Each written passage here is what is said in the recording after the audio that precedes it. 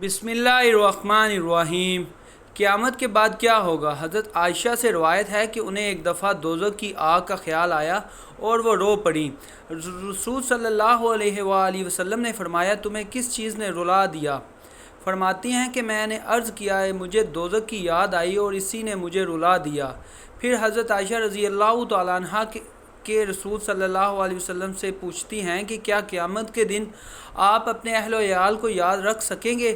رسول صلی اللہ علیہ وآلہ وسلم نے فرمایا، 3 مقامات ایسے ہیں جہاں کوئی کسی کو یاد نہیں کرے گا۔ میزان پر جب تک یہ نامعلوم ہو جائے کہ اس کا پلڑا بھاری ہے یا ہلکا۔ اعمال نامے ملنے کے وقت جب کہ دائیں ہاتھ میں نامہ اعمال پانے والا کہہ اٹھے گا کہ آؤ میرا نامہ اعمال پڑھو۔ جب تک یہ معلوم نہ ہو جائے کہ اس کا نامہ اعمال اس کے دائیں ہاتھ میں ملتا ہے یا اس کے پیٹھ کے پیچھے سے اس کے بائیں ہاتھ سے میں آتا ہے، صراط مستقیم پر جب کہ وہ جہنم کے اوپر رکھا جائے گا اور لوگوں کو اس پر سے گزرنے کا حکم دیا جائے گا۔ قیامت کے دن اللہ تعالیٰ لوگوں کو ان کی ریڑھ کی ہڈی سے دوبارہ پیدا فرمائے گا۔ اس سے لوگ ٹھیک اپنی شکل و صورت میں اسی طرح پیدا ہوں گے جس طرح دانے سے کھیتی اور گٹھلی سے کھجور پیدا ہوتی ہے۔ پھر وہ اپنی قبروں سے برہنہ پاؤں، برہنہ جسم اور محنتی حالتوں میں اس طرح نکلیں گے جیسے بکھری ہوئی ٹڈیاں ہوئی ہوں یا بکھرے ہوئے پتنگیں، اور وہ راہ حشر سے نہ واقف نہ ہوں گے بلکہ بت تیترے سے بھی اپنی منزل کے بارے میں زیادہ آگاہ ہوں گے، اور قبروں سے نکل کر اس طرح دوڑیں گے جیسے شکاری شکار کی جال کی طرف دوڑتے ہیں۔ سب سے پہلے ہمارے نبی کریم صلی اللہ علیہ وسلم نے قبر شک ہو گئی۔ سائقہ سے آفا بھی سب سے پہلے آپ ہی کو ہوگا۔ قبروں سے اٹھنے کے بعد جن کو سب سے پہلے لباس پہنا جائے گا وہ خلیل الرحمن حضرت ابراہیم علیہ السلام ہیں۔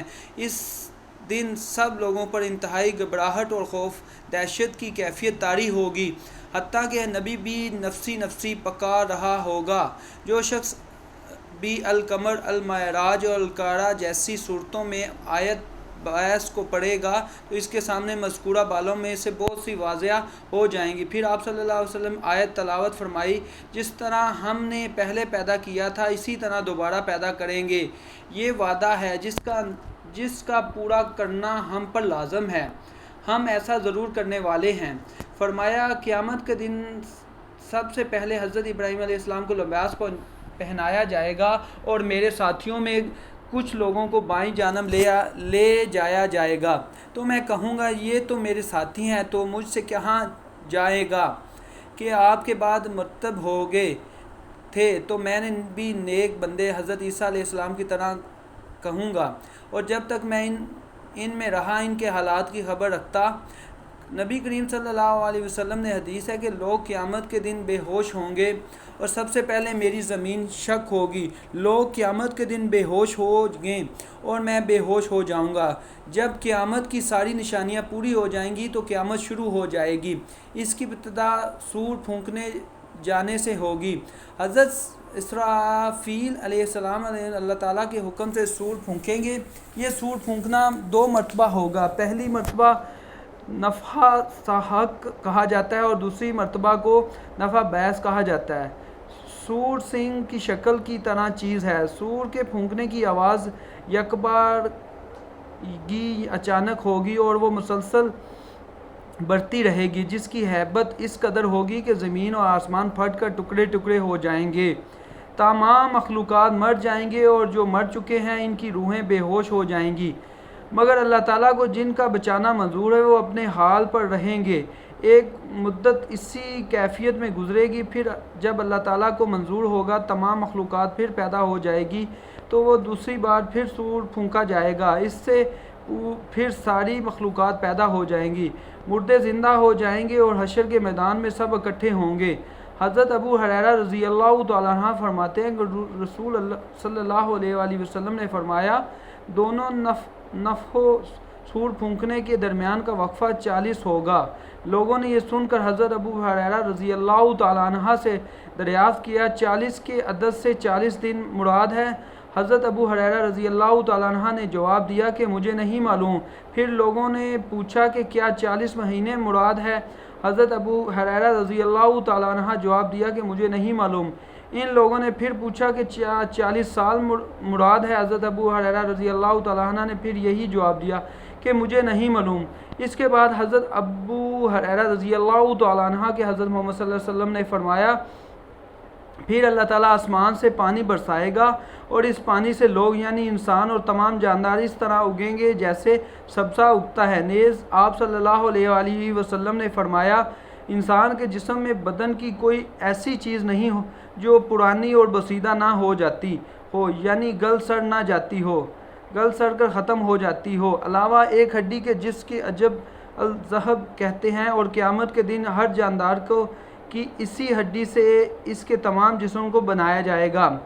جب قیامت ہو چکی ہوگی، یعنی قیامت صحیح البخاری کے بعد جب ایک دور گزر جائے گا، کروڑوں کھربوں سال گزرنے کے بعد اللہ تعالیٰ جب ان کو جو انسان سے تعلق رکھنے والے لوگ تھے اپنے گناہوں کے وجہ سے جہنم میں گئے، تو اللہ تعالیٰ نے جب ان کی جنت میں بھیجنا چاہے گا تو حضرت جبرائیل علیہ السلام کو کہیں گے کہ ہے جبرائیل جاؤ جہنم دیکھ کر آؤ۔ حضرت جبرائیل علیہ السلام آئیں گے تو جہنم والے لوگ حضرت جبرائیل علیہ السلام کے خوبصورت چمکدار نورانی چہرے کو دیکھ کر پوچھیں گے، دروگا جہنم سے پوچھیں گے کہ یہ کون ہے جو اتنی خوبصورت شکل میں ہمارے سامنے کھڑا ہے؟ تو دروگا جہنم بتائے گا کہ یہ وہ فرشتہ ہے جو تمہارے نبی کریم صلی اللہ علیہ وسلم کے پاس تمہارے قرآن کو لے کر جایا جاتا تھا، اللہ کے پیغام کو لے کر جاتا تھا۔ یہ حضرت جبرائیل علیہ السلام ہیں جو تو جہنمی رونا شروع کر دیں گے اور حضرت جبرائیل سے کہیں گے کہ ہے جبرائیل علیہ السلام آپ جاؤ اور جا کر نبی کریم صلی اللہ علیہ وسلم نے ہماری خبر سنا دو اور بتاؤ کہ ہم لوگ آگ نے جلسا دیا اور ہم تباہ برباد ہو گئے، لہٰذا آپ ہماری شفاعت کریں، آپ بھی ہمیں جہنم سے نکلوائیں۔ تو حضرت جبرائیل علیہ السلام یہ ان کی بات سن کر جب واپس ہوں گے تو جہنمیوں کا اتنا ہولناک حال دیکھ کر وہ یہی بھول جائیں گے کہ انہوں نے مجھ سے کچھ کہا تھا۔ ایسی بدحالی دیکھ کر حضرت جبرائیل علیہ السلام بالکل غم ہو جائیں گے۔ تو پھر اللہ تبارک و تعالیٰ یاد دلائے گا، ہے جبرائیل کیا ہوا جہنم کو دیکھنے کے گئے تھے؟ کہا جی اللہ گیا تھا۔ تو اللہ فرمائے گا پھر ان لوگوں نے کچھ کہا تمہیں؟ پھر ہمارا پیغام نبی کریم صلی اللہ علیہ وآلہ وسلم کو جا کر دے دو کہ ہمیں آگ کی نحوست و نابود کر دیا ہے، ہمیں تباہ و برباد کر دیا ہے۔ تو اللہ تعالیٰ خود راستہ صاف کر دیں گے جنت میں لے جانے کا۔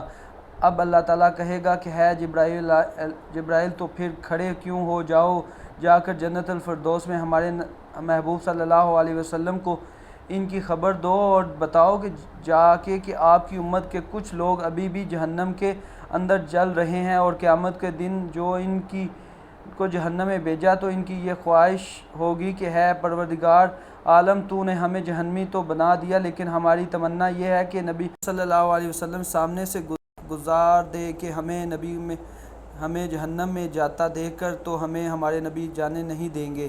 بہرحال حضرت جبرائیل علیہ السلام جا کر حضرت حضور اکرم صلی اللہ علیہ وسلم کو یہ خبر دیں گے، یا رسول اللہ صلی اللہ علیہ وآلہ وسلم آپ کی امت کے چند افراد ابھی بھی جہنم کے اندر پڑے ہوئے ہیں اور وہ آپ کی شفاعت کے طلبگار ہیں۔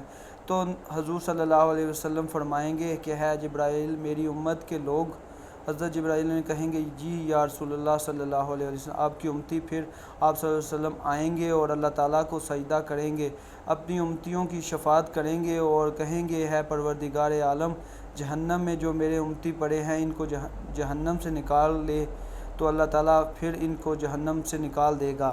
حدیث میں آتا ہے کہ آپ صلی اللہ علیہ وآلہ وسلم نے فرمایا، ایک آخری شخص ہوگا جس کا نام جوہینہ ہوگا اور اس کا قبیلہ جوہینہ ہوگا اور آخری جنتی ہے، اس کے بعد جہنم سے کوئی نہیں نکلے گا۔ تو جب جوہینہ نکلے گا تو بڑا عجیب انداز ہوگا، جب یہ آخری جنتی جہنم سے نکلے گا، جب یہ جہنم سے نکلے گا تو اس کا آگے کا حصہ جہنم سے باہر ہوگا اور پیٹھ جو اس کی ہوگی جو جہنم کے آگ میں ہوگی، تو وہ کہے گا کہ ہے پروردگار عالم بڑی رحمت ہے جہنم سے باہر، اب اتنا نکالا ہے تو پورا مجھے باہر کر دے، تو اللہ اس کو پورا جہنم سے نکال کے باہر کر دے گا۔ پھر وہ کہے گا کہ ہے پروردگار عالم تو نے اتنا فضل کرم کیا ہے تو تیرا لاکھ لاکھ شکر ہے۔ اللہ تعالیٰ پھر جنت کا سب سے نچلا جو طبقہ ہوگا اس کے سامنے کھول کر دکھائے گا، تو جب وہ دیکھے گا تو رہ نہیں پائے گا اور کہے گا ہے پروردگار اعظم اتنا فضل و کرم کر دے کہ ہمیں اس جگہ پہنچا دے۔ اللہ فرمائے گا دوبارہ تو کچھ نہیں مانگو گے؟ وہ کہے گا مولا تیری عزت و جلال کی قسم میں کچھ نہیں مانگیں گے، بس ہمیں یہاں پہنچا دے۔ اللہ تعالیٰ اس کو جنت کے سب سے نچلے درجے میں پہنچا دے گا، پھر اللہ تعالیٰ اس سے اونچی والی جنت کو اس کے سامنے کھول دے گا۔ جب اس کو دیکھے گا تو وہ پھر رہ نہیں پائے گا اور کہے گا ہے پروردگار عالم ہمیں یہاں پہنچا دے۔ اللہ فرمائے گا اس کے بعد تو کچھ نہیں مانگو گے؟ وہ کہے گا مولا تیرے عزت و جلال کی قسم اب دوبارہ کچھ نہیں مانگیں گے۔ خیر وہ دوسرے طبقے میں آ جائے گا، پھر تیسرا طبقہ جو اس کا اصلی ٹھکانہ ہے اب اللہ کو اس کے سامنے کھول دے گا، تو وہ اس کو دیکھ رہا لیکن خاموش کھڑا رہے گا اور وہ سوچ رہا ہے کہ ایسا نہ ہو کہ جب وہ دوبارہ مانگے ہم وہیں پہنچ جائیں جہاں پہلے کھڑے ہوئے تھے، تو وہ خاموش رہے گا اور نہیں مانگے گا۔ پھر اللہ کی رحمت جوش میں آئے گی، اللہ فرمائے گا ہے یوحنا کیوں نہیں مانگتا؟ مانگ، یہی جو تجھے نظر آ رہا ہے یہی تیری آخری ٹھکانہ ہے۔ پھر آپ صلی اللہ علیہ وسلم فرمایا اس آخری انسان کے نکلنے کے بعد جنت اور جہنم پر تالا لگا دیا جائے گا۔ اب جو جہنمی وہ کبھی بھی جہنم سے نکلنا کبھی میسر نہیں ہوگا، اور اب جنت سے بھی نکلے گا کوئی سوال پیدا نہیں ہوتا۔ تو یہ جو ہینا کے نکلنے کے بعد پھر سسٹم ختم ہو جائے گا، جس کو جیسے ہی جنت ملے گی